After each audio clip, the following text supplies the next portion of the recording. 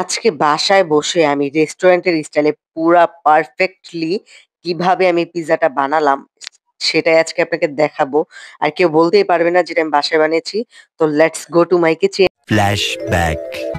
এখানে আমি সলিড যেই বেস্টের পিস থাকে মুরগির মাংসের, সেই পিসটাই নিয়েছি ৪ টুকরো।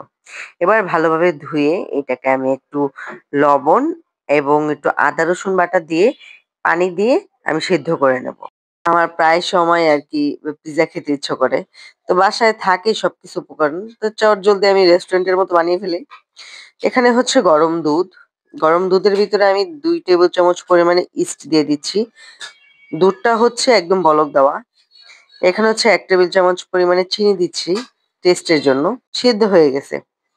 এটা হচ্ছে মুরগির মাংস দিয়ে আমি একটা টপিংস রেডি করবো আরকি। প্রথমে হচ্ছে ১ কাপ পরিমাণের আটা কিংবা ময়দা, আমার বাসায় আটা ছিল আমি আটা দিয়েছি। ১ থেকে ১.৫ কাপ পরিমাণের আটা দিয়েছি, লবণ দিয়েছি আর হচ্ছে একটু সয়াবিন তেল দিয়েছি। এবার হচ্ছে ওই দুধটা আমি আস্তে, আস্তে একটু, একটু করে দিয়ে দেবো যেন সুন্দরভাবে একটা ডো তৈরি হয়। অবশ্যই খেয়াল রাখতে হবে কুসুম গরম থাকতে হবে।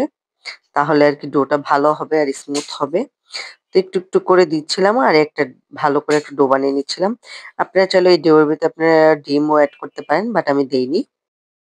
এখানে আমি ২ টেবিল চামচের মতো ঘি দিয়ে দিচ্ছি। আপনারা চাইলে বাটার ইউজ করতে পারেন। দিয়ে দিচ্ছি সয়াবিন তেল। এবার দিয়ে দিচ্ছি পেঁয়াজ কুচি। পেঁয়াজটাকে বেশি ভাজা যাবে না, জাস্ট সেদ্ধ হয়ে একটা পর্যায়ে আসবে, এই আরকি। এখানে হচ্ছে সামান্য পরিমাণে স্বাদ মতো লবণ দিয়ে দিব। এবার ভাজা, ভাজা করব। এবার দিচ্ছি আমি চিকেন ঝুরি করা। এবার এটাকে ভালোভাবে ভাজা, ভাজা করব। এই টপিংসটা আমার মোস্ট ফেভারিট একটা টপিংস। মানে আমি সবসময় এটাই বানাই স্যান্ডউইচ বা কিছু বানাতে গেলে। এখানে হচ্ছে ২ টেবিল চামচ পরিমাণে ময়দা বা আটাও দিতে পারেন। এবার হচ্ছে ভালোভাবে নাড়াচাড়া করে যেন আটার কাঁচা ভাবটা চলে যায়, এই পর্যায়ে দিয়ে দিব তরল দুধ। ১ কাপ পরিমাণে তরল দুধ দিয়েছি। এখানে দিয়েছি গোলমরিচের গুঁড়া, দিয়ে দিচ্ছি চিনি।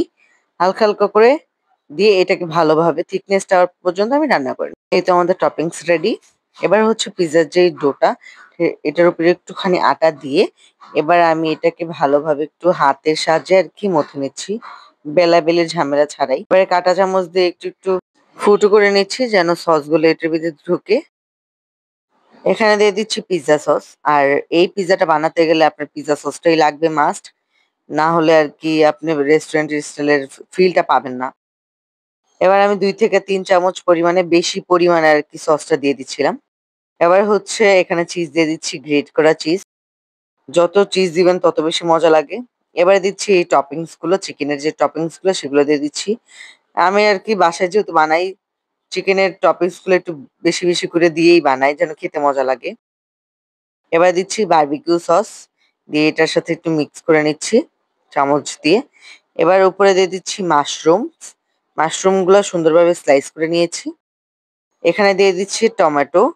আমার কাছে যেহেতু ক্যাপসিকাম ছিল না, তাই আমি স্লাইস করে টমেটোগুলো দিয়ে দিচ্ছি। এবার বেশি, বেশি করে দেওয়ার পরে আমি দিয়ে দিচ্ছি আবার চিজ। চিজটা দিলে সবচাইতে বেশি মজা লাগে। বেশি, বেশি চিজ দিলে আরকি একদম রেস্টুরেন্টের ফিল পাবেন। এবার হচ্ছে পিজ্জার মেইন টপিংস যেটা, সেটা হচ্ছে অরিগ্যানো। অরিগ্যানো দিলে খুবই মজা লাগে। এবার ৩০ থেকে ৩৫ মিনিটের মতো আমি বেক করে নেব চুলায়। গাইস জাস্ট লুক, মানে এত সুন্দর হয়েছে, আমি জাস্ট ফুটো করে দেখছিলাম যে হয়েছে কিনা। একদম পুরাই পারফেক্ট হইছে। এবার আমি চুলা থেকে নামিয়ে ফেলবো। নিশ্চয়ই দেখতেই পাচ্ছেন আপনারা কত সুন্দর হয়েছে এই পিজ্জাটা। আর খেতে যে এত বেশি টেস্টি হয়েছে জাস্ট আপনাদের আমি কি বলবো? আপনারা যদি না বানান এই পিজ্জাটা কখনোই বুঝবেন না যে বাড়িতে এত সুন্দর পিজ্জা বানানো যায়। লিটারেলি গাইস খুবই মজার ছিল এই পিজ্জাটা। অবশ্যই আপনারা ট্রাই করবেন। ট্রাই করে অবশ্যই আমাকে জানাবেন যে আসলে পিজ্জাটা কেমন হয়েছে? আর কেমন লাগলো আপনার কাছে দেখে? কোথা থেকে দেখছেন অবশ্যই আমাকে কমেন্ট করে জানাবেন। আজকের ভিডিও এ পর্যন্তই। সবাই ভালো থাকবেন, সুস্থ থাকবেন। আল্লাহ হাফেজ।